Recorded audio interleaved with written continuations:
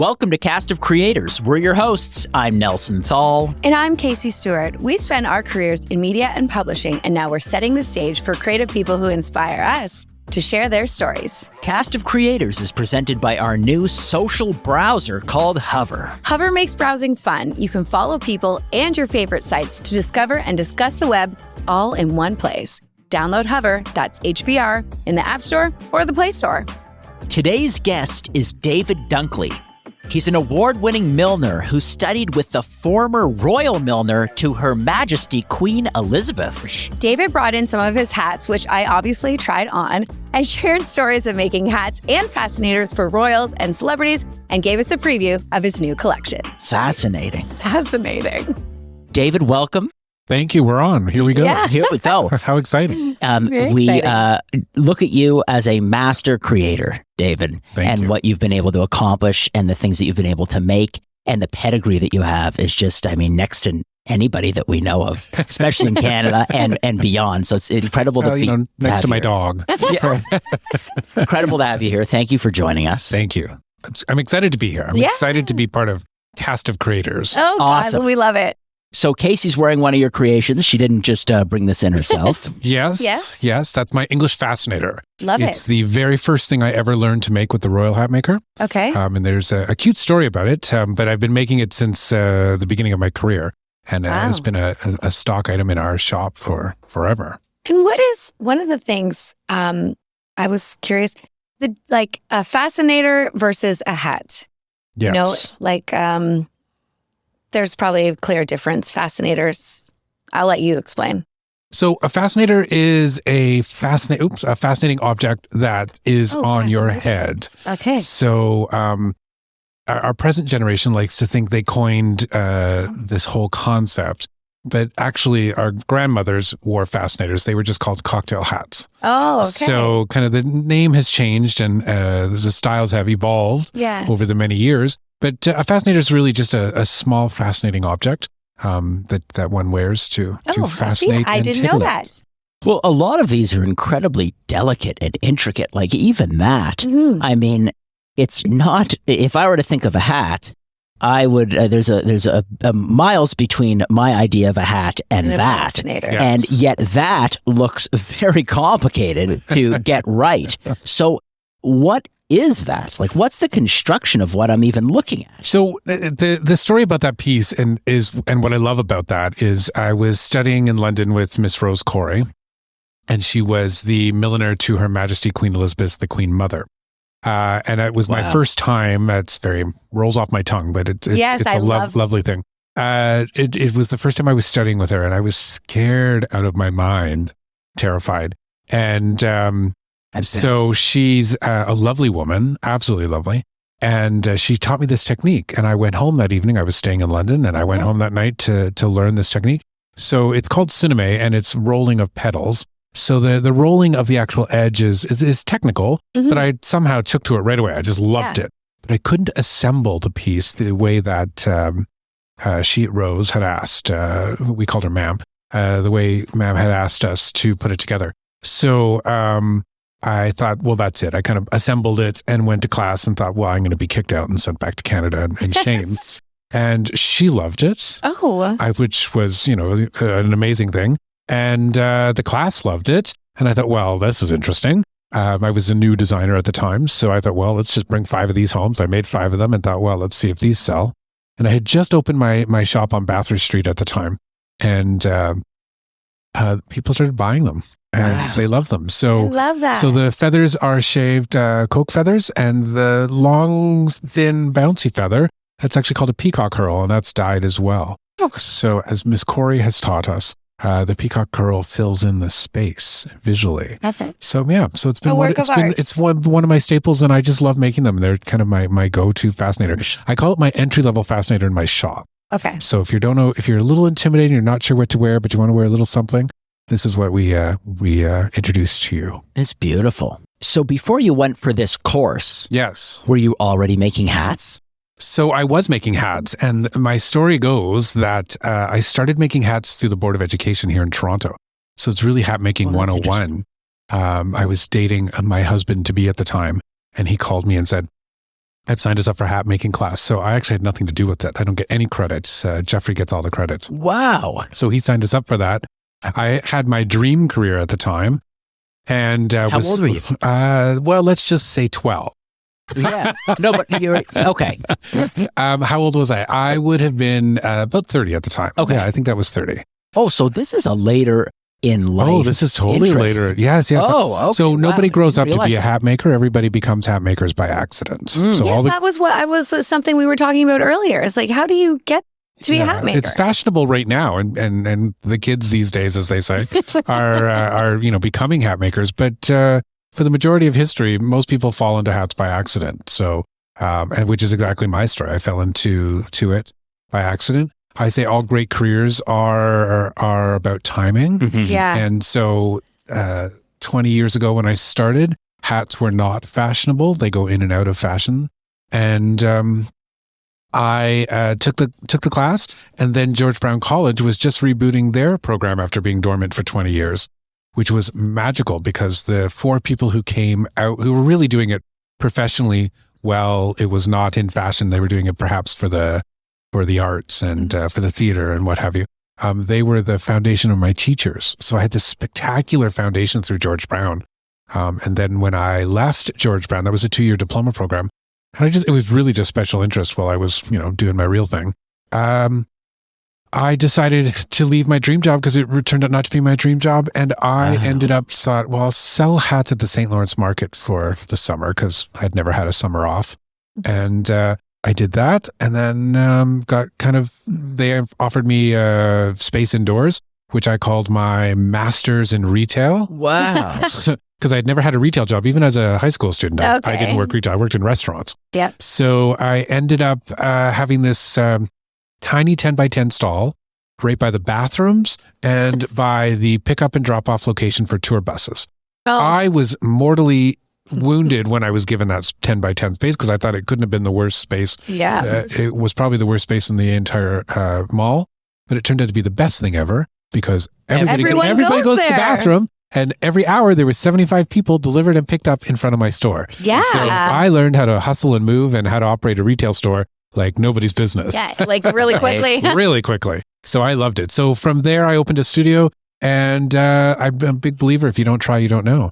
And I wrote Her Majesty Queen Elizabeth, the Queen Mother's Milliner, a letter, because 20 some odd years ago, you just couldn't find people on the internet. Right. And I said, this is who I am, and sent her a portfolio. And she called and said, I like your portfolio. You should come to London and I will teach you how to make hats. Wow. That's the short version. But Wow. yes. Oh my God, I love this. So yeah, that's how I got into it. So, and then going to London to study with Miss Corey was life changing because that altered it from a craft or into high art because there was just, she made hats for the Queen. Yes. So I love this connection. I've had a fascination with the royal family my whole life.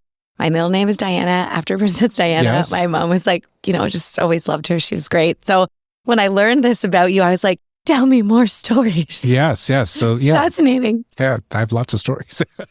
Some we can say and some we can't. Save that for later. So for a 10 by 10 booth, Yes. how many hats are you making? What's in the, how many hats are in that booth you're selling? Oh my gosh! Now you're making me think. It was a little bit of everything because you have to remember I was new. So while Right, I was so- trying to impress people with what I could do, I didn't really know anything. So I knew how to make. I think I did a lot of soft hats. Okay. So I learned how to sew fabric because you have to remember I don't have a fashion background Right. at the time. So Okay. I was completely I didn't know how to use a sewing machine. So everything my mother-in-law, God bless her soul, she taught me how to use a sewing machine, and I just kind of somehow figured it out a little bit.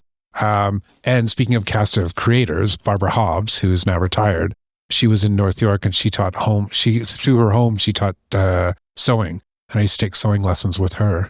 So in the early days, it was all about soft caps and casual things.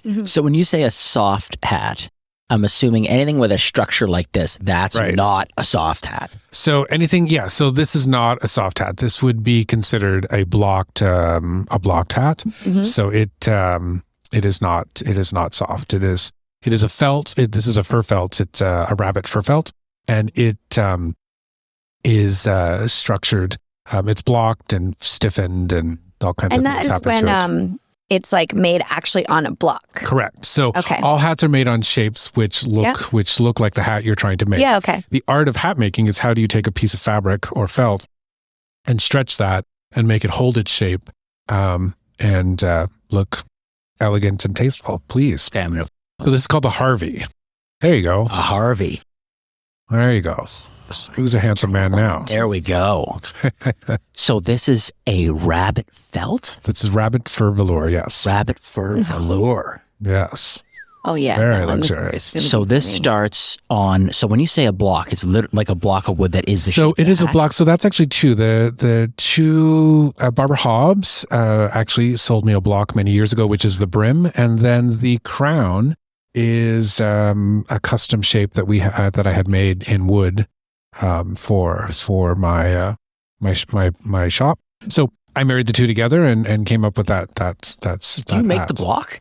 I am trained to make blocks. How do you make a block? So blocks are made. Every hat maker has a different version of how they can make a block, but often Dremel? yes, absolutely, Dremels are part of my jobs. Yeah. I bet. So there's a saying in hat making that all hats should look like they've been touched by a light hand. So the feathers should look like they just landed there. The felt should look like it just stretched out magically and softly to that.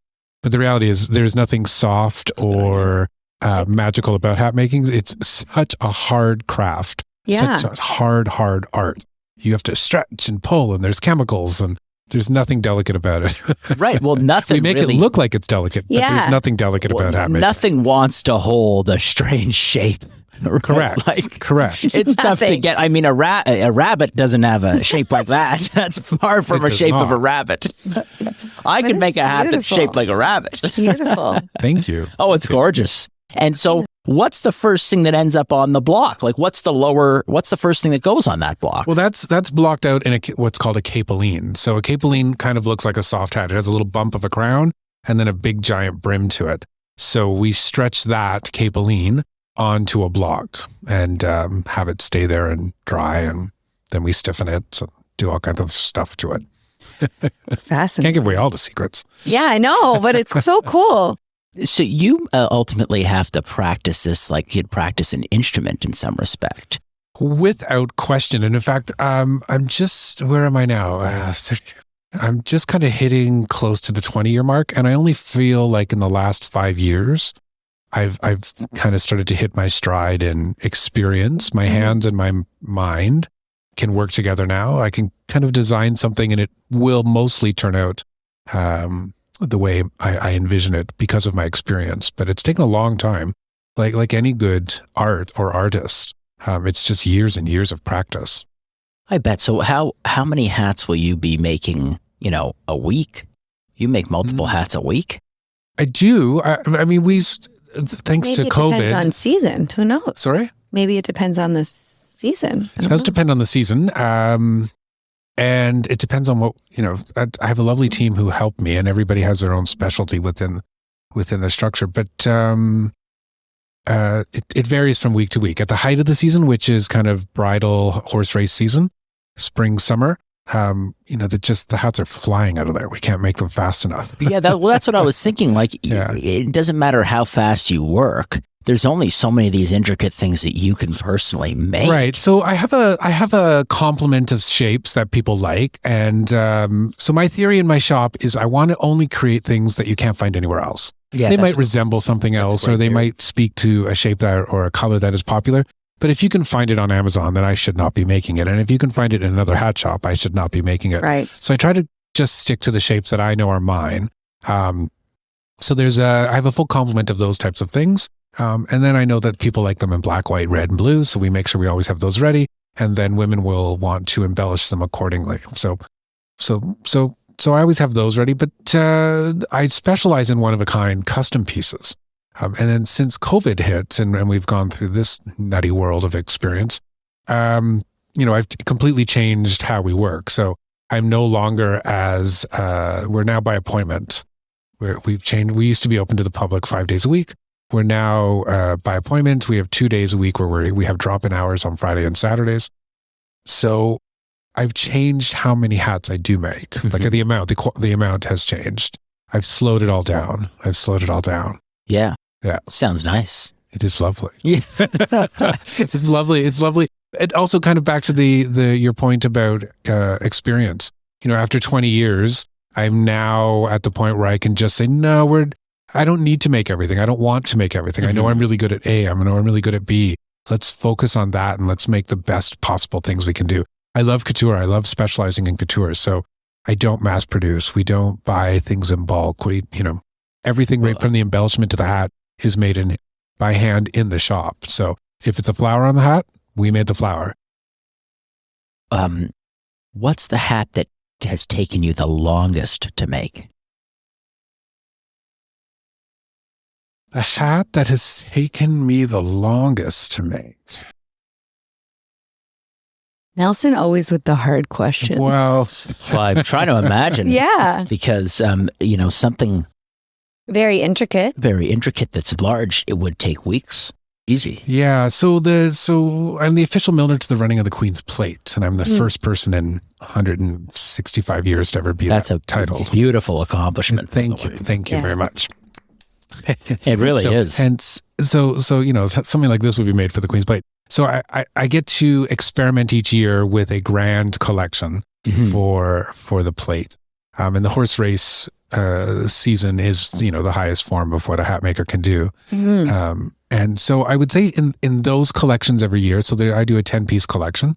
I design complex, one-of-a-kind pieces. And during the pandemic, I think it was the first year of the pandemic, I had made a hat, and it looks like an upside-down flower pot, but I had a hummingbird that was floating and bouncing, and it looked like it was drinking the nectar from a flower. Oh, wow. And it was attached to that.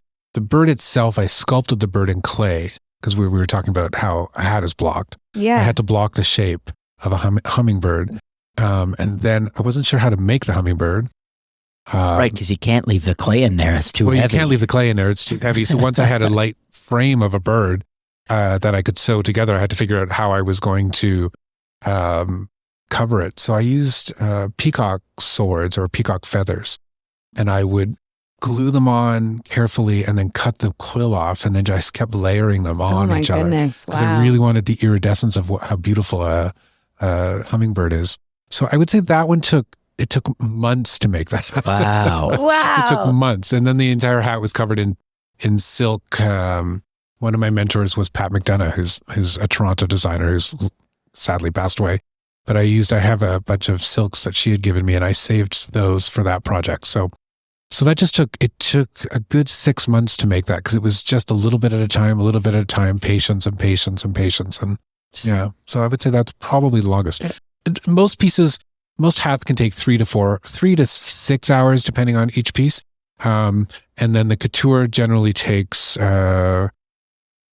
from start to finish for a couture piece, you're kind of looking at 25 to 30 hours per piece. Oh, wow. Yeah. So when it's a 10-piece collection, it takes a while. That hummingbird was bought. No, the hummingbird I decided to keep. Yeah. Oh, that's I kept nice. that. Yeah. That's a big Sadly, project. I love that you kept it. There's usually one piece from each collection. If it doesn't sell, or if I'm very smitten with it, it's very expensive. So Yeah. Yeah, you'll keep that. so I generally have stuff from a select. My collection's quite large. Oh, I can imagine. How do you, if you have, I guess you have your studio, you store them all. Are they all on ladies? Are they on the wall? How do you store a lot of hats? How do I start? Well, I used to have a room in my house. Okay, that's what I was imagining. Which was one of those rooms that you would walk to, and then you couldn't get in because you had to take boxes out to get into it, to then navigate and then pick what you needed and then fill the room back up. So I got rid of that room during COVID. Okay. I decided ultimately no one's going to care about this but me. Mhm. So the very first hat I had made, time to say goodbye to it. So, Right. I did a little Marie Kondo. Yes. With all I of think that. everyone did that during Exactly. that time. I definitely did. So I got rid of that room, purged a lot, and so now I have everything. The agreement we have at home is that it all has to stay in the studio. So, Yeah. so the studio's It's a slightly good- bursting. That's a good agreement. Yeah. So Yeah, if it starts to creep into the home, it's I have 2 shelves at home, which are like the really, really, really special things. Sorry, Yeah. that are important to me. That I just have to, the custom Christian Dior that I have. And, Wow. my mentor, or not mentor, but one of the fashion people I love is Lily Daché. So I almost wore a Lily Daché tie today. She's from the 40s and 50s. Wow. If any of the hack geeks watching will know who I'm talking about. But I have a Lily Daché, which I usually wear when I'm going to special things. Yeah. I almost pulled it out today, but anyways, Love it. it was yellow. Oh. The white hat to your right. Yes, These are real feathers. they are real coke feathers. Yes. When you say coke feathers, is that a type of bird? What's fancy word for rooster? Oh, okay. Oh, okay. A tweak on the other word. Yeah. It makes us all feel good as hat makers not to say chicken Yes. Right. Or the other or word. rooster.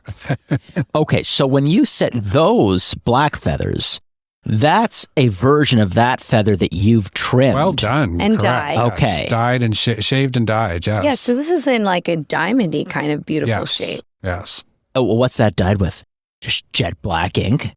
Pretty much. Yeah. It's very iridescent. Like Yep. it has a Yep. It's just the feather itself has that to it. So you're working, let's just think, I'm just trying to understand what the heck your table, like if that was an IKEA assembly project, what would your table be laid out Lord. with yeah, for you that? put it together. So first you would have, this is the logo to Woodbine Entertainment, which is the Queen's Plate. Beautiful. So first we would have the logo, and then we would, in this case, this was printed on silk.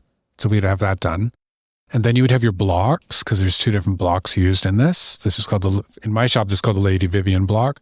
And then we have the Lady May block underneath. So okay, those 2 so blocks, the Vivian block is an fascinator oval, piece. oval block Correct. that you're stretching that silk around. Well, first I would stretch cineme, which would be the foundation that the silk is floating on. Okay. Oh. And then that would be wired. And then that would be wired to another base here. And then each one of these feathers would be cut and wired. And I think there's well over 120 feathers there. When you say wired, you're twisting a wire around the base of that feather, and is that how it's? Only it was that easy. Okay. So what? Yeah. What do you mean by when you say So wired? we are wrapping, we are bonding the wire to the to each individual feather. Okay. Yeah. And then Wow. With glue? And With there's glue. over which 100. allows me to control where the feather sits. Oh, so some of those have like a wire spine. That feather. Each one has its own wire attached to it. That wow. allows me to. Oh, and then you can work with each one and bend it accordingly, I can move even it into after shape. it's glued. Is it glued? Don't glue. No. Oh, there's no glue in There's that. No glue. There's no glue. Okay, so how do those feathers? Those can't tell feathers. you Nelson's exactly. asking for all the Have you not noticed I'm secrets. dancing around that answer? Yeah. Totally. You can't share the the answer is secret. there's no glue. There's no glue. It's like There's the no Penn glue. and Teller fooled you. You know, There's no you glue. fooled me. There's no glue. Wow. It's magic, the magic of hat making. So there's no Magic glue of there. hat making. Yes. And then is that It's the touched by a light hand. Yes. It sure is. And then is that There's a little epoxy involved in each one, but so It's tiny. is I'm that slightly is that hollow? The Woodbine logo? Yes. Let's see it. Turn it to the side. Oh, okay. Oh, okay. Okay, I can better. Okay, I see it. Oh, and that's Understanding. that's See the how other much how block, much I like you guys. I don't ever show the back of my. and that's Oh, the yeah. other. That's the other block that the feathers are in. Right, the feathers are all coming through this block here. Through that block. Yes, and they're all Okay, individually beautiful. wired, so I can move those around if I Oh. want. Wow, they're that movable. Yes. Oh, that's fantastic. And so Okay. So unique. but again, that's the joy of couture is that we spend the time to do that. Yeah. So that allows us to have the control of Perfect. of how beautiful that looks. Yeah. It's not. So in our business, it would be called a feather mount. We're not buying feather mounts, which are all glued made in China, and then we Right. just slap it on a hat. So Yeah, that's wonderful. And the material, the material, the white material is similar to this material, but right. it is So this material is called cineme, And this is that is cinema. These are both cinema. These are different colors. Okay. And the reason I brought this is I made this in London with Her Majesty's Milliner Rose. Wow. And I was struggling. This was all about technique. I was learning this technique at the time.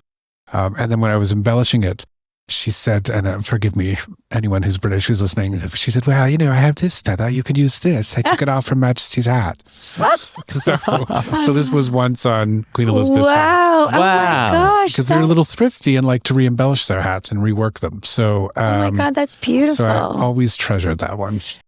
So these go on that block. The cinema? Mm-hmm. Cinema goes on the block, and then you have to hit it with a chemical to get it into submission and stay like then that. We have a bonding agent, which would be glue. And every hat maker has their own magic potion. Yeah. So you mix that up sort of from various things. Various things, yeah. Honey, maple syrup, totally. And, Exactly. sugar. Nelson's trying to get all the secrets Right, out here. You know what? I teach. You're welcome to come take my course. I'll tell you, I would totally take a hat making course. I think I would too. I got 3-day workshops. Okay. Yeah, right. We will add that in the show notes. 3-day workshop. Yeah, Who's we joining? absolutely will. Yeah. Because there's a bit of mystery to them in the sense that you can't quite figure out. One of the reasons I fell in love with hat making was I secretly always wanted to be a sculptor. Mm-hmm. And this is an incredibly, they are sculptures. You are making sculpture. For sure. So, but and the subtly techniques more that go forgiving. into each one. Did you say forgiving? Yeah. See, and I totally disagree. It's not forgiving at all. No, but I'm thinking of it from the context of working with a chisel and by accident chiseling off a huge piece of marble when you meant to chisel off a little piece. Fair enough. That's what I was sort of thinking about. Fair enough. But with things like this, it's so exact. Yes. It has to be so definitely. exact, because if you get it off in the slightest, it's like if you get the center of a hat off, the center front, it just throws the whole thing off. It looks wonky. You can't put your it finger doesn't look on right. If you don't get the bow right on a man's hat, it immediately becomes feminine. Yes. So Right. it has to be, the tailoring on these things has to be bang on. You said bow or bow? Bow. What is that? A bow on a hat? Yeah. So this would be a bow on a hat. Oh, like the bow. Oh, a bow. A bow. Oh, an actual bow. Oh, Okay. right. I thought it was some other component. These are called bows. Yeah, Nelson? exactly. Nelson Okay. learns what a that's bow a is. bow. Yeah. Nelson, Talia should know. Yeah, exactly. Yeah. No, but I guess that really is because that would be more of a men's hat. This is one of my best-selling men's I hats. could. Yeah. But that I could see if the bow was somewhere else, it immediately becomes more feminine hat. Yes, and if you move it just a little too far forward, it's immediately feminine. If you Right. make it too large, it's immediately feminine. So Right. men's tailoring in hats is pretty exact. Right. Yeah, which is one reason why I enjoy women doing women's female collections. Because you can have a little bit more freedom and a little bit more whimsy and Yes. Yeah, in most fashion across the board, from my opinion, is definitely I'd have more fun designing for a women's collection. Yeah. and if it perhaps you chiseled off a little too much, well then you just put a flower on it. Yeah. So, but of course that never happens. Yeah. This beret. So here's a little secret announcement that I saved for Cast of Creators. So you guys are going to be the first to see this. Okay. So this fall, I was invited, not invited, I asked if I could visit this lovely family-run company in Venice, and they've been in business for over 500 years. Wow. They do handmade silk brocade fabrics. So For 500 years. For 500 Wow. years. It's like name a palace, they've done the brocade for it. Name a king or queen, they've done it. Oh my It's just their history is spectacular. And so I went and I had this lovely private meeting where they took me to the into their studio, and where they have these looms which are centuries old, and they still use them. And it was out of this world. Like I couldn't believe I was having this opportunity to look at these beautiful fabrics. So I went and I had a lovely friend with me who I kind of walked in and said, I have this much money. Make sure I don't blow it. Yeah. And they were very kind there. They were very supportive, and they kind of showed me all the options of which I could afford and the things I couldn't afford but wanted to afford. And I purchased some fabrics, and I brought them back to Canada, and I'm making a collection. Oh, that's incredible. Which comes out on the 25th of November. Okay. And it's only 11 pieces large. and it has some menswear and some ladies wear. So, and I'm just like crazy excited because it is literally the most luxurious textiles I've ever worked with. Wow. So this one here is called a driving cap. I'll be the model. So this is the fabric. Beautiful. So you guys are the first to see. Beautiful. This is not published yet. And then the side of this is, so the top is the fabric I purchased, the beautiful silk brocade, and the side is camel hair. Oh, wow. Soft and beautiful. Stupidly, wonderfully luxurious. Yeah. And that's made on a loom that's over 200 years old. Yes. Wow. Yes. So I'm the only one in the studio that's allowed to cut the fabric. Of course. And there's it's kind of like when they cut Princess Diana's dress. There's a collective breath holding as I'm cutting. And you're cutting with big scissors. Big scissors and pranged, and I've measured 300 times to ensure that we got it right. But So the material in between the more solid, thicker material, is that also silk? So this is all silk on top. Yeah. This is all silk, and on the side, this is a camel hair on an Italian wool. Yeah. So it's wool Italian. But the parts, could I see that? Yes, of course. The parts in between are semi-see-through, are they? Oh, no. Okay, I see it. I see it. That's a gold fleck that you're saying. Yes. Oh, beautiful. Wow. So we're very Stunning. really excited to bring this collection to life. Super soft. It is super soft. Here, Grace. And the most magical thing to work with. Oh, wow. So earlier we were talking about where I got my start and how I made fabrics or how I made soft hats. I wasn't fortunate back then to work with such luxurious fabrics as I am now. So I'm quite excited. So it's DDFM in Venice, we call it. Yep. And it's 11 pieces large. Oh, and you sign all these. I do sign my hats. I love actually, that. That's a really great story. So there's some of my colleagues argue with me in a healthy, happy way about my labels because they all believe I should print my labels. I should call a printer and have labels printed. And I fundamentally believe that would be the worst thing I can do for my product. So hat makers pride ourselves at the level I play at that we make everything by hand. Mm-hmm. I make embellishments by hand. Mm-hmm. Right. I buy fabrics that are made by hand. Right. So why, when I'm finished and I'm putting my stamp of approval onto a hat, would I use a machine factoried label? Right. It doesn't make agree. any sense to me. It's backwards. Like, it totally kind of backwards like to me. makes it seem more Mass produced. Mass produced. So I hand stamp each one and then I autograph each one. Oh, that's hand stamped too. Yeah, we hand stamp them. I hand stamp all the labels.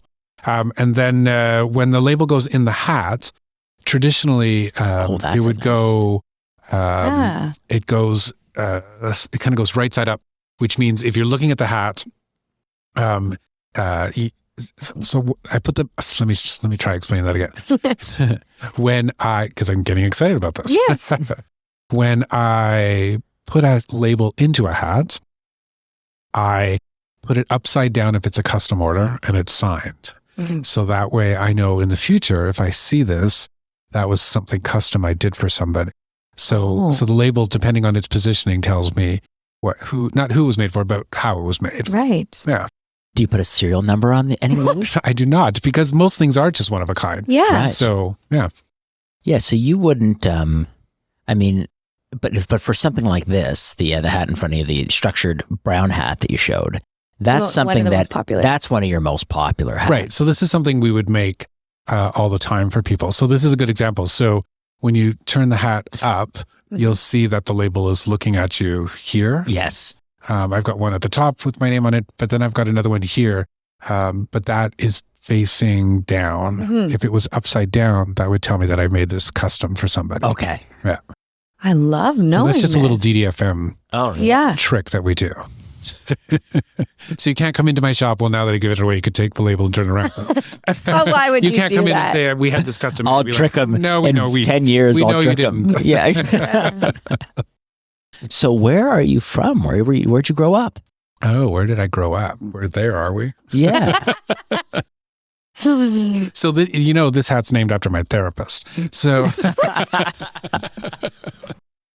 so I was born here in Ontario, and I have lovely parents who were gypsies. So not literally, but literally. Mm-hmm. So we grew up and down the coast of British Columbia. Wow. That's my dirty little Oh, secret. you grew up in BC. I did. That's I'm a amazing. BC boy. And Oh, then so when you I spent a lot of time in the mountains. You know this weather pretty well. I but do know this rainy weather. Yes, yeah. It's not damp like it is. It's damp here. Yeah, it is quite BC, damp. it's cold, but it's not damp.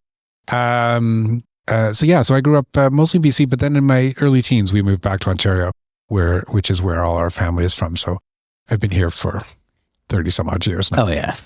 So, yeah. And then before your husband was, smart enough to recommend the hat course. Such a smart man. You must publish that. Yeah. Yes. Title of the episode. Right. What was your passion before hats? What were you into? Nothing. No, that's a good question. Long pause. I've never had a passion like this in my life, so hats are my passion. Yeah, that's amazing. So I didn't grow up in a particularly creative environment, whereas my husband did. So when I started hat making, Jeffrey would say, if I couldn't quantify something, it didn't have any value. Mhm. So I couldn't quantify going to the park and staring at daffodils and drawing and sketching. That there was nothing I could quantify about that. So I didn't see any value in it. Mhm. And he helped me understand the value in that and why that was important. So he really helped, bring that out of me. So I've never had a passion until I discovered this. This really is my passion. I know that sounds kind of corny. No, They're really it true. doesn't. We were talking about I this kind of yesterday grew with up Matt. and grew into this. Yeah, that's amazing. Yeah. So I was like many people, just kind of, struggling through life, trying to figure out what it is I want to do when I grow up. So It's so wonderful that you found it because it would have been, well, it's a mixed What- blessing, isn't it? well, I can't imagine you as anything else. Funny enough, yeah, in a positive way, in the sense that if you're somebody who is daydreaming and looking at flowers and looking at artistic elements of life, it's a very lonely, sad state to not have an outlet for it. I agree. And I feel very fortunate that I've been able to create a life and a business that is thriving. I can't imagine not being creative. So the first time I grew up, I was a medical lab technologist. The second time I grew up, I was a political scientist, and I ended up working within politics. Okay, So I sat at a desk, and my dream at the time was, which is why I wanted to get my BA, was to work in the Ministry of Health. I thought if I could just be an administrator at the Ministry of Health, I would have died and gone to heaven. Yeah. Now I think I'll die and go to hell if I have to sit at a desk full time. Yeah. I mean, I have a could desk. not see that. I have a desk that I work at to kind of do the necessities of running a business. But past that, I'm my hands are in glue, my hands are in feathers. I've got 10 million things going on in my brain. I always say when you come into my shop is a visual of my brain and how I think. So it welcomes some and it frightens others. Oh, I think that's something I would absolutely love. Yeah. I mean, I'm a creative lady and I was very excited to meet you and see hats thank and you. stuff. Thank you. So I can't imagine not being creative now and not having some sort of passion. I think that was the question. I don't know. I feel Yeah. like I've talked myself in and out of that, but No, Oh, but that was a fantastic. really good answer. I think a lot of people sometimes think you have to grow up or figure out what it is that you want to do when you grow up. And, if you don't have a passion, it's sometimes hard to,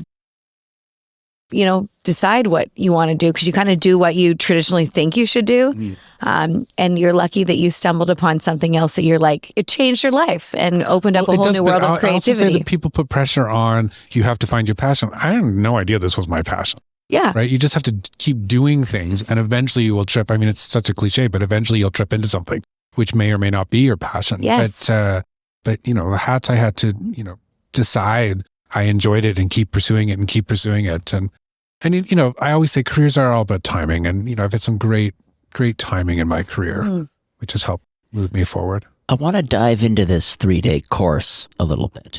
Yes. So what do we cover in these 3 days? Where do you start and what's the arc of this course? Wow, that's a very good question, Nelson. So the one thing I dislike about courses is when you sit down and the teacher says, today we're going to learn how to make a mug and we're all going to make a mug. I don't want to make the same thing you're making because it may not interest me. Mm-hmm. So I like to make sure when you come to my workshop that you're making something you want to make. I like to teach first-time people because I think that's just fun. I love introducing people to the art of making. So for example, the Harvey, I would teach somebody how to make this hat. Like I will just sit you down and I'll show you from start to finish how to make a couture version of this. So we can do that in 3 days. I keep the class very small. It's only 4 students. Okay. And you work at my workbench. We don't go to a special room. You actually sit where I sit and where my team sits. That's where we make hats. That's where you will make a hat. So for 3 days on a Friday, Saturday, and Sunday, we will make a hat from start to finish. So 15 hours in total. And then you'll leave. And so I try to direct people into projects that I know we can accomplish in 3 days. Right. So it's not too overwhelming for people. Mm-hmm. But yeah. Yeah, I know exactly what I'd probably want to make. I'd probably want to make that in black with black silk. Yeah. I would want to make a very wide, round brim. Right. Yes. We could do all those in 3 days. A wide brim. And maybe that kind of, the top that's kind of like that, but not as high. Like a top and then a wide brim. Oh, flat top, wide brim. Yeah.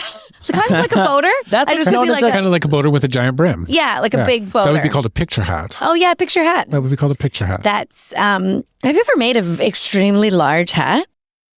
I have made an many. Yes. I did one for a photo shoot a few years ago and I had to laugh. It was the biggest hat I've ever made. I think it was probably 6 feet wide. It was huge. Oh, it was huge. And That's a big hat. I've had a couple things in my career go viral. That's one of them that went viral. And I had to laugh because people kept calling to ask me to make it for them. And I was like, absolutely not. Right. Like it was totally a photo shoot hat. Like Because I saw something in a photo shoot. It was all made out of foam and it was light and it was, it was pretty on camera. Yeah. But it was not a wearable thing. Yes. I brought one, like a, not like a beach hat, but it's like this wide. Talia bought one of those It's too. the A same one super Talia had. floppy beach It's the same hat one. that you wouldn't get a tan in it. No, but I mean, I never wear it. That's why she bought it, I think. I use it for photos at the cottage, but it's Is it straw? it's like a straw kind of hat, but it's ridiculously big. And like Sean's like, you're not It's like wearing the hula hoop size thing. It's like the hula hoop size There's a floppy great straw hat from thing. the But you're- 50s, and I don't know what wire they used. I've never had time to investigate it. But it curls up into a figure 8 and then goes into a bag. Oh. Literally, it's like this big when it's done. Yes. But it can open up to be as Yeah. wide as you're describing. Yes. That's fun. Yeah, I've always wanted to make those. I know those things. I will die with a list longer than what I will actually accomplish of the things I want But to make. that's great. You always have lots of things like on to the next. And Yes. Now, this material to your left Yes. is the actual, what looks like a mesh material. Does that come in as an existing fabric, or is that something that you're creating? So this is called netting. Netting. And that's actually, I can answer that. I've got another one. Sorry to wag my finger at you. So No problem. This is a, I'm married to a very waspy family. I'm married into a so you never wag your finger at people. Right, Jeffrey? A finger wag. So this is netting. So this is a hat netting. This is called my floating veil. So to take I love on that one the English so fascinator, much. which you were wearing. yes. So I have, we have hand sewn it at the back to create a circle because it actually comes as a big long rectangle. Oh. Okay. So it's sewn up and then wired and then put together. So And does it come stiff like that? no, that's all sewing. That's all sewing. The art of It sewing. has a So this is a wire. This is the wire. the perimeter's and then a wire. netting. the perimeter's a collapsible wire. Okay. Ooh. And then we have the netting, and the netting is hand sewn, and then it's And fed some onto the rhinestone? wire. And then there's And jewels on the netting It's- too. Yep, some crystals. Crystals. And then this is 2 layers of cinemae that are hand rolled together. Okay, and that's the same type of folded petal effect as this is. Casie was wearing correct. And these are you originally did this at that course for the Queen's Mother. With Her Majesty's Milliner, yes. Yeah, beautiful. Wow. Beautiful. And where's the name Milner come from? You know that one? I don't Where's know. Milner from? I can't remember. We don't know. We didn't know. I guess we're going to have to remember. add I that can't wrong. print that. I don't remember. No, okay. Cut that bit out. We'll cut that out. So where I should know the answer to that, and I probably do. I just don't remember it quite fully. So when you went to study Yes. abroad, I should say, but during that course, what was you basically studied under the Queen's hat maker? So Miss Queen Rose Mother's Corey, hat maker. yes. So Miss Rose Corey had a royal warrant to make hats for Her Majesty Queen Elizabeth. I love that, a Queen royal Mother. warrant. She did have a royal warrant. Yes. The coveted royal warrant. And how long were you there? So I went back and forth for 9 years Oh my goodness. with her. So That was not the answer that I thought I was going to get. Okay. So you're going back and forth for 9 years. yeah, back and forth. for 9. Going through similar multi-day sessions where you're building a type of hat to get together, or So at the beginning, it was 1 week classes, and I would sit and we would discuss. I was kind of so green. I just didn't really know. I'm like, let's make a hat. So we would just make a hat, and then as the years went on, I would arrive and then Miss Corey I'd say, I really like to learn this. I'd like to learn this. So so it started to become more and more focused as I started to become more experienced. But she was the only person to this day who would which I would sew something, and she would say, "Well, David, it's very pretty," and then she would yank my thread out. but I think we could do that again. And in your head, you'd be freaking out because you just spent 6 hours making that. But she was always right. She was always right. And you would then sit down and do another 6 hours or 4 hours of hand sewing, whatever it was you were making. And well, I mean, the nice thing about working with someone like that is you have all the confidence in the world that the standard she's setting is the pinnacle standard.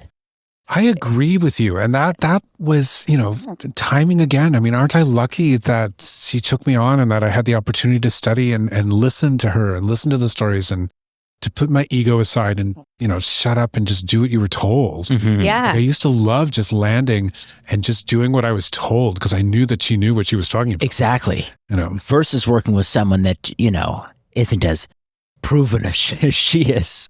She's incredibly well, it was proven. sweet towards the end. That sounds so final, but there was one year I was there and I was talking, and the royal wedding had happened, and I'd had some notoriety and worked with the royal family, and This is the Kate and William. Kate and William, and I was there sometime thereafter, and I was talking to her, and we were kind of, this sounds boastful, but we were talking about some of the celebrities I had dressed and who I had worked with. And let's talk about them. Well, in a moment. Okay. And and I remember we were talking. She asked me some questions, and then she kind of sheepishly showed me something and told me something she was working on for television. And she didn't do a lot of television work, and I had done some TV and movie work by that point. And she had wondered if this was okay. And I remember sitting there thinking, she's asking me if it's okay. Yeah. And I wouldn't answer her. Like I couldn't answer. I couldn't do that answer. So I said to her, ma'am, well, I think you've made hats for the head of state. So I think this hat is perfect. Yeah, of course. If you can make hats for a head of state for 40 years, you can cover movie and TV. Yeah, you weren't going to say, well, accept this stitch and just rip it out. No, absolutely not. And of course it was perfect. If anything, it was oversewn and over-coutured. If that's even a phrase. Especially for TV. Especially for TV. How close are they getting on that They never hat? get close. Yeah, exactly. you can use hot glue if you want. A lot of times they do on TV. They do. Yeah. So for that wedding between Kate and William, Yes. you were here making hats for different clients who were going to that wedding. Yeah, the royal wedding, it was such a been crazy insane. time in my careers because I really just kind of launched this shop at that point. It was kind of a studio shop. I still, it's still pretty new and nobody knew who I was. I barely knew who I was as an artist. And I remember I had business coaches at the time, Nick and Judy Hughes. And I remember saying to them, I think if there's a royal wedding, that'll help with hats and the popularity of hats. Well, I had no concept of what I was talking about because then the royal wedding hit. And again, timing about careers, all of my training had started to play into it. So the media were very interested in who I was and my connection to the royal family. So we ended up it was myself and one person because that was the we at the time. We worked our butts off through that wedding. I bet. We made so many hats for so many people. A lot of the press, a lot of the people who were reporting. I remember there was one particular moment. I remember the day of the wedding watching, and we were like channel surfing. I'm like, oh, there's my hat, there's my hat, there's my hat, there's my hat. It was kind of fun. Wow. And there's two memories of that time that have stuck with me. Kind of that, and then we remember we made all these hats for all the on-air people for every network. Mm-hmm. And Jeannie Becker was going to wear one of our hats, and in the end, she ended up wearing not us. But she did a very lovely, polite shout out about DDFM at the time. Actually, we weren't even called DDFM. We weren't David Dunkley Fine Millinery. That we were Casie's Hats.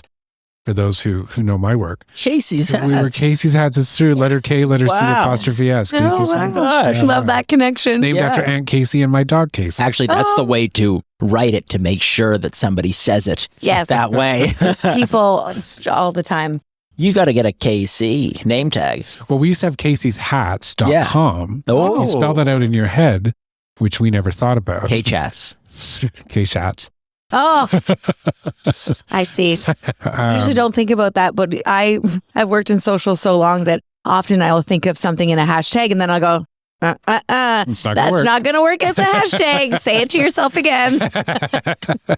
Yes, I know that. Yeah. So Jeannie did this lovely shout out. And the point of this is that the royal wedding just changed our career because everything. So I remember the day, we took the day off of the royal wedding, but the day after, the two of us, Rebecca and myself, were coming to the shop, and there was a lineup at the bus stop in front of our shop. Wow. And it turned out it wasn't a lineup after the bus stop. It was a lineup to get in our shop. Oh my gosh. And literally within, I say we were cleared out, and it sounds so grand. We didn't have a lot. We were new at the time, but we were cleared out that day thanks to kind of all that exposure. It's incredible. And Jeannie's shout out. Wow. Yeah. So it just changed everything. It just changed my life. When did they get married, Kate? 2011. 11. Not that I can remember. Yeah. So who are some of the celebrities you've been excited? So I'm happy to share, but I'm terrible at this game because I always forget. Oh, Okay. And then when I go home tonight, I'll be like, and then you're like, and I forgot that person and that person. So, just so, I don't want to be coy. It's just so many people. So I really am bad at this game. That's okay. Then forget it. Have you ever made a hat Give me a for second. anyone on Wait, Young wait. and the Restless? I've made all kinds. We've done all. So I've done all kinds of royalty. We've dressed dukes and duchesses and prince and princesses. And we've done some Japanese royalty as well. Yes, and you can't wear the same hat. Never wear the same hats. Never. But the dirty secret is they do. We just re-embellish them. Yeah, that's what I was going to say. Just like Her Majesty. You'd have to, Yeah. but you can't. It's like I often, I'm not even a royalty, but I usually wear the same outfit. Like I'll wear the same items, but not the same exact outfit. So you could probably wear the same base or something, and then you would just start really embellishing differently. Yeah, and I always changing say the feathers every hat and collection bows should have a black hat, a white hat, and a red hat. Okay. Just those three flat colors. If you have those three flat colors, you can mix and match that 100 different ways, and people will always think you have a new hat on. Well, sometimes I have lots of hats. Not one of yours yet, but I would like to take that course and make one, or just buy one. But sometimes I'll change the. I have a lot of vintage scarves, so I'll put like a scarf on the hat, or a lot of brooches, like my mom's or my nana's brooch that I'll add to a hat. Yeah, to absolutely. kind of give them a little different personality. Make it your own. That's what we always say. Yeah. I don't find I don't have hats in my. Well, when you have formal locks like repertoire. that, you don't want to cover them, And I love. Yes, I love hats. I guess one of the things you mentioned was that hat come and go in terms of like being extremely popular. Like this season, it's the season of the hat. Anything that are we in a let's say leading into spring of next year? Any hat trends or things you see are like? So I have a thing about trends. Yeah, you probably are no trends. When I started my career, the National Post asked me for a hat in the color of coral. Oh. They were doing a thing, and it was I think the first time I'd had anybody ask me to make a hat for a national article. Mm-hmm. And so I made, because that was the trend at the time. Coral. And so I made a coral hat, and then I bought a 60 yards of coral, and I was ready to make coral hats because they were going to be the hottest trend ever. Mm-hmm. Well, I had that coral for 10 years. Right.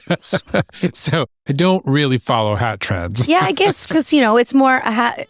The type of hats you're making are unique, a lot of one of a kind, and unique to a person. And it's like a person was going to follow their own trend, and they're going to make they're not even on trend. It's like I specialize in special event wear. Right. Okay. So I do bar mitzvahs, bat mitzvahs, horse races, weddings, and funerals. Yeah. We dress people attending and sometimes the deceased. Mm-hmm. So that's my first love. That's what I love to do. Right. So there isn't really trends. That's all based on garments and what you're doing. But there are absolutely trends in each season. So right now, bucket hats are popular. Yes. So we're doing bucket hats again, which I started with at the beginning of my career. Bucket hats are popular. And now I've been alive long enough and doing this long enough, we're doing them again. So bucket hats are popular. So there's always, an ebb and a flow to it. Yeah. I was just curious. So looking forward, where, are you satisfied with exactly what your business is doing today, or do you want to take it in a different direction, or what does the future look like for DDFM? Yeah, DDFM. COVID's been spectacular in some ways because, like everyone, it made me reevaluate. So, I really decided that I was going to focus on not trying to be as busy as I was. So when COVID hit, I got sick. I got sick because we, like everybody, we just stopped. I had no idea I was working so hard. I had no idea I was under so much stress. And I recovered. I was fine. But I decided I never wanted to be like that again. Mm-hmm. So as we ramp back up, I decided that we're going to be by appointment. We're only going to have drop-in days on 2 days a week. We're going to specialize more in fine art of, the fine art of hat making. So I'm surrounding myself again with team members that understand that and know how to do that. So we're a really tight, small team.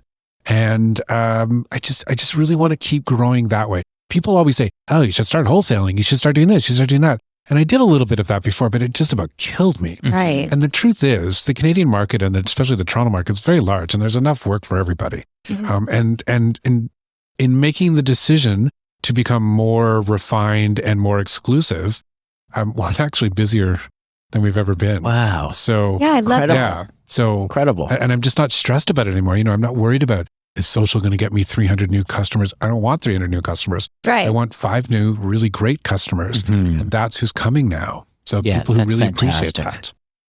So someone will come to you and they'll have an event most of the time. Is that a lot correct? of time. It's pretty 50-50. Okay. We do, if you want a Harvey made, we make you a Harvey. And, you're just somebody who likes hats, who wants something custom that they can wear. And do you find that most people will know exactly what they want, or do they sort of know? Nobody knows what they want. Right. That's what that's right. Okay. So very often you're looking at a person and recommending a fascinator or a more traditional sort of structured hat. Well, when I'm doing a custom piece, I like to show you what you think you want, and then I like to show you what doesn't look good on you. And now let's talk about what will look good. That's an interesting way to do it. Because you need to understand, you might want a big picture hat, but the reality is that's not really going to work for the event that you're attending. Right. So let me show you why that's not going to work and why I think you might want to go in this direction. Yeah, that's a wonderful way to do it. Because if you're coming in, well, if you're not exposed to a massive variety, you're never really going to understand what the real margins are for your complexion. So you come in, and you'll know, you can see someone, I'm sure, and go, this definitely won't work on them. Correct. And you'll put that on them and you'll be like, okay, here's the tall, here's where you're probably smart to stay within these boundaries. Okay, this doesn't work. This works, but pretty basic and simple. And I know that you think that this is what's great for you, but it's not really what we could do, but we could do this. And that's correct. But then I've also learned to keep my mouth shut. It's because I think it looks good. Yeah. And my level of taste says you should wear this. Doesn't necessarily mean my taste and your taste are going to jive. Right. Yeah. So if Madam believes that looks good on her, then we believe it looks good on you too. You shall have the hat of your dreams. Then you will have the hat of your dreams, exactly. I will grant your wish. We'll make that in what color? And how many would you like? Correct. Well, fantastic. Well, at the also, before you pull me off stage here, the other thing is, the other thing is, it's in my best interest everybody look good when they leave. Yeah. 100%. And most importantly, you feel good. Because if you don't feel good wearing, because they're all crowns, it doesn't matter if it's a tiny fascinator or this. It's all a crown. And if you don't feel comfortable in the crown you're wearing, you won't wear it. And so I pride myself that you're going to be comfortable in what you leave in. Yeah, beautiful. Well, looking good is feeling good. Beautiful. You know, if they're going out, I mean, Oh, that's such an Oprah-ism. Yes, but it's Yeah, like, totally. but if they're wearing a hat that you created for them, that's something unique to them, and they feel great, they will talk about that, and it's like, you know, word of mouth for you, and they be kind of a great hat ambassador for your craft. Well, and people aren't accustomed to having custom things done anymore, especially custom hats, because the art of what we do has not changed in, thousands of years. It is still literally done the same way it was done 500 years ago. It's the same way we do it now.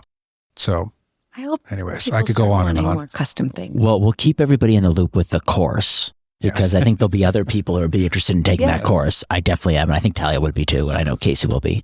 And it's just been an absolute pleasure to have you. Thank you for having me. You guys have been great. Yeah, Oh my thank gosh, you. you're so welcome. And we're just so impressed with everything you've been able to accomplish and can't wait to see your next collection, which comes out on November 25th. Correct. Yes, And- the Venice collection, DDFM in Venice. Beautiful. Great. So can't wait to see that. And what's next for DDFM?